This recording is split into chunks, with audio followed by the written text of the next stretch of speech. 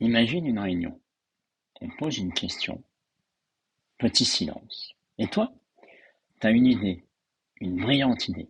Elle est là, prête, utile. Mais au lieu de sortir, elle reste coincée au péage. Tu sais, dans la gorge, là.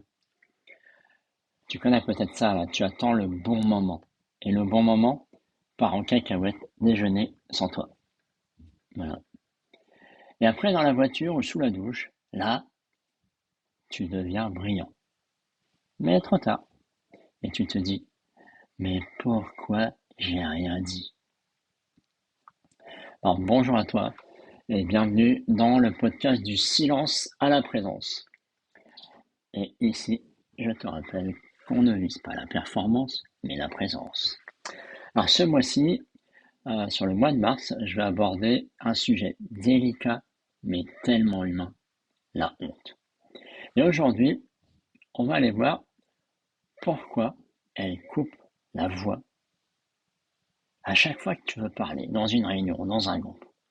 Pour certaines personnes, c'est la honte qui se déclenche et on va aller voir justement pourquoi.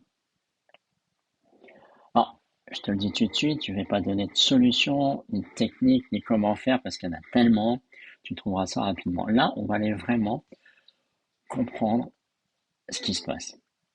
Pour vraiment situer ce qui se passe en toi, pour savoir comment agir plus tard.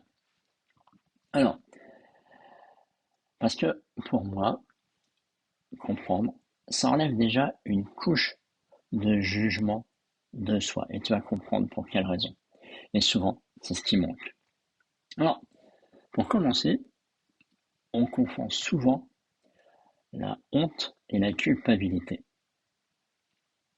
Alors, on va distinguer tout de suite les deux. La culpabilité, c'est plutôt j'ai fait quelque chose. Il y a souvent derrière une envie de réparer. La honte, c'est plutôt je suis quelqu'un de nul, je suis de trop, je ne mérite pas, je ne suis pas à la hauteur. Et ça, c'est énorme parce que la honte, elle ne critique pas une action, elle disqualifie la personne entière. Elle te disqualifie, elle te rejette dans tout ton être. Et c'est exactement ce qui est écrit dans l'article de Thiers sur Kern. Euh, on a honte avant tout de ce que l'on est ou pense être, au-delà de ce que l'on a fait. Avec du coup comme conséquence l'envie de fuir et de se cacher parce on se, on se juge soi-même. On juge notre être. Et c'est là que, si en plus tu es une personne sensible, discrète, timide, qui a l'habitude de s'effacer, je crois que tu vois le lien. Si ton cerveau conclut je suis en danger d'être rejeté, d'être disqualifié, euh, il ne va pas te pousser à t'exprimer. Il va te pousser à te faire tout petit, raplati, à plat ventre, au ras des pâquerettes. Alors, quand la honte arrive, la voix elle fait souvent un truc très particulier. Elle devient prudente. Elle diminue, elle hésite, elle se justifie, elle s'excuse, comme si elle demandait l'autorisation d'exister. Hein, tu peut-être déjà t'en apercevoir, ou tu essayes de parler, puis subitement ton volume de voix est pas très fort, tu bafouilles un petit peu, euh, tu demandes pardon de parler, comme si tu t'excusais d'exister. Et, euh, et parfois la honte, elle ne coupe pas pendant, elle peut couper aussi après. Tu sais, ce moment où tu rumines, où tu refais le film, mode grand 8, et le film finit rarement par bravo, t'es un champion. Non, non, non. Il va plutôt finir par ouais, trop nul, je suis trop ridicule. Tu vois le truc? Et alors, si, si on avance côté cerveau, il y a un éclairage qui est passionnant. Alors, je vais essayer de te le faire simple parce qu'il y a des trucs assez complexes. Mais en allant sur le site Kern, il expliquait que la culpabilité et la honte activent tous les deux un truc qui s'appelle l'insula.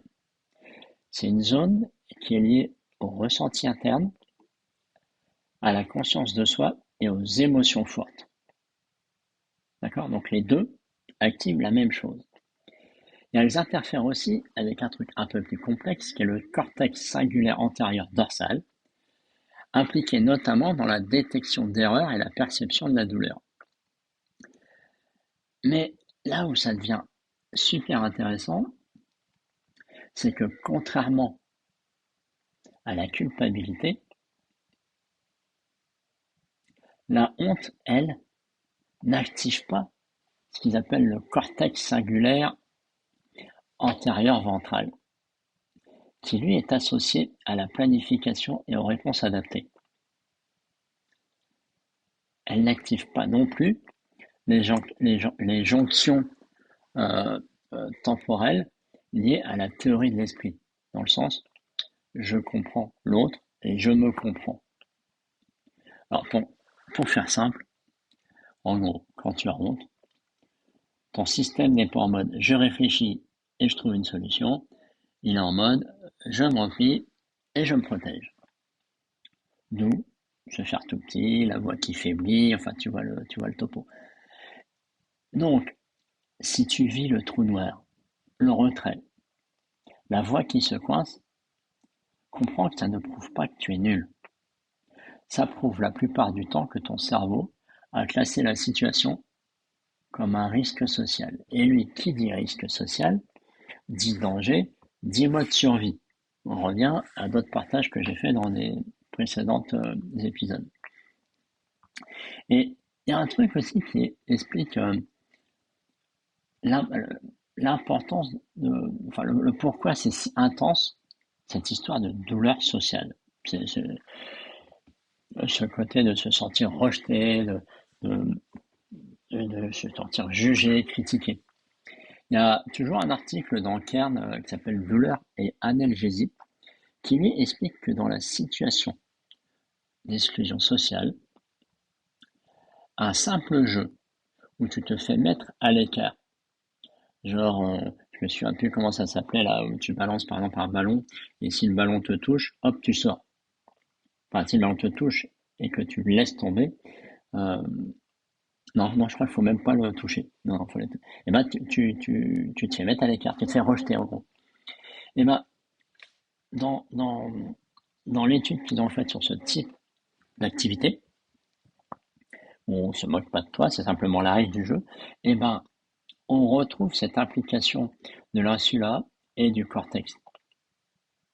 Et que l'activité de ces deux régions-là peut être corrélée à de la détresse ressentie. Ça veut dire que parfois, la honte et le rejet, enfin, bien plutôt, la honte et le rejet, ça fait souvent mal. D'accord? Hein. Mais là, ce qu'ils se sont aperçus dans cette étude-là, c'est que la honte, vivre de la honte et du rejet, ça faisait mal pour de vrai. Pas juste dans la tête. Le corps vit ça comme quelque chose de sérieux et il peut même y trouver des douleurs. Il peut même créer des douleurs tellement, si la honte est tellement forte. Donc ça prouve le sérieux de la chose. Alors maintenant, si on ramène ça au sujet qui nous intéresse, la prise de parole. Alors, ton cerveau, je te rappelle qu'il apprend par rapport à association. Je ne vais pas y arriver aujourd'hui. Il construit des chemins. Et il y a certains déclencheurs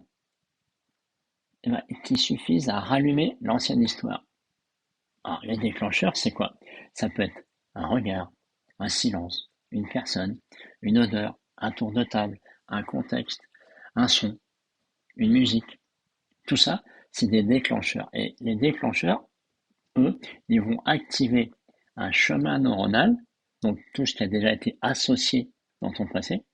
Ça peut être une histoire qui est arrivée dans ton enfance, dans ton adolescence, voilà, quelque chose d'émotionnellement très fort qui t'a fait vivre un rejet ou une honte. Et, euh, et quand ça part, tu peux vite te retrouver par le film intérieur que tu te joues. C'est toute cette histoire de ouais, je suis nul, je suis pas capable. Et il y a le CNRS en fait qui expliquait que le, le, le cerveau, le réseau cérébral même, euh, il y en a un qui s'appelle le mode par défaut. C'est celui qui agit, qui répond par tout ce qu'il a appris, sans réfléchir, sans, euh, sans tenir compte, sans avoir besoin que ton, que tu réfléchisses. Ça sort naturellement. Et celui-là, il est lié à la mémoire, aux émotions et à l'introspection. Et quand, euh, quand pardon,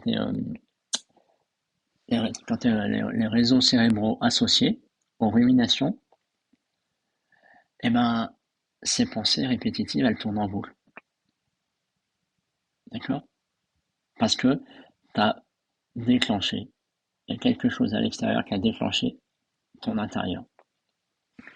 En gros, en résumé, c'est si tu sens que ton mental te ramène sans cesse à toi, en mode analyse de toi, dis-toi que tu n'es pas en train de mal faire.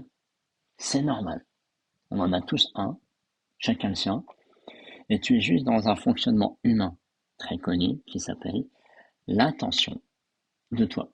Tu, l'attention que tu y mets se replie vers toi-même et tu enclenches le mode introspection. Ok? Donc tout ça pour t'expliquer le pourquoi du comment la honte interagit sur ta façon d'interagir avec les autres et pourquoi surtout bah, t'arrives pas à parler. D'accord?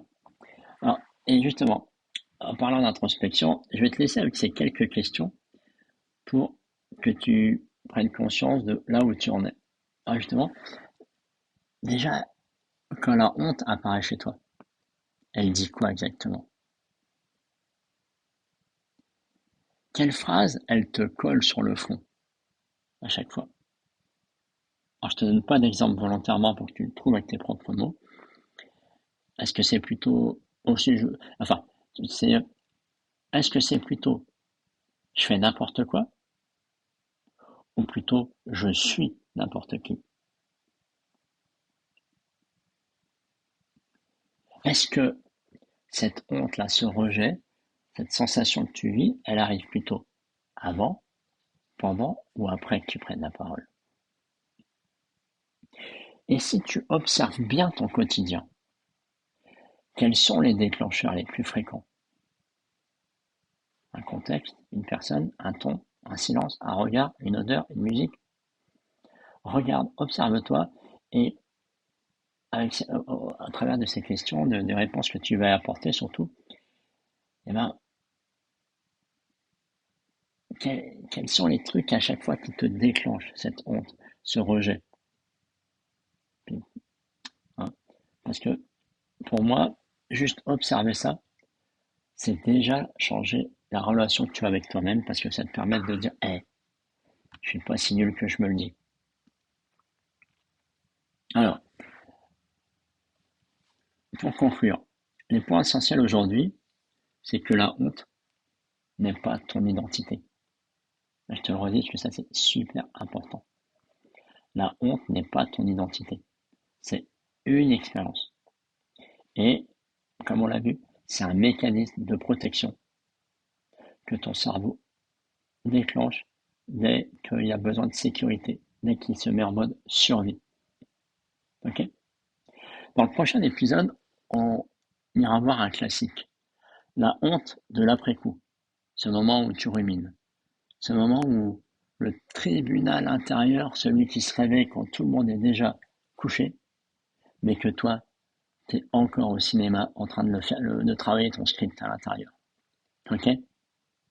Alors, si tu veux aller plus loin, si tu veux découvrir comment avancer sur dépasser tes hontes, te libérer de tout ce qui te bloque euh, dans ton histoire pour aller vers une parole plus simple, plus stable, même quand ça tremble, je t'invite à devenir membre de la communauté Traversée, qui est gratuite en plus. où là, c'est un cocon d'entraînement pour calmer l'alarme qu'il y a dans ton corps et retrouver cette voix stable, même si tu trembles. Je te mets le lien traversé en commentaire de cet épisode. Salut!